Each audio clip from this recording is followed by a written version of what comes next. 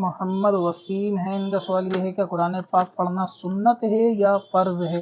اصل میں قرآن پاک کی کم سے کم ایک آیت کا حفظ کرنا فرض ہے، کوئی سی بھی ایک آیت کم سے کم کہ جس سے نماز کا فرض ادا ہو، چاہے وہ شخص قل هو اللہ احد اتنا ہی حفظ کرے، کم سے کم اتنا۔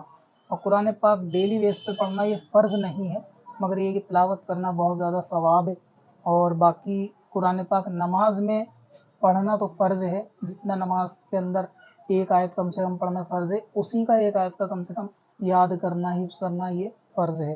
البتہ ویسے زندگی میں کہ اگر قرآن پاک کسی نے پڑھا ہوا ہے تو اس کو روز پڑھنا فرض نہیں ہے، لیکن روز نہ پڑھنا یا ذکر سے محروم رہنا یہ ضرور بہت بڑی محرومی ہے۔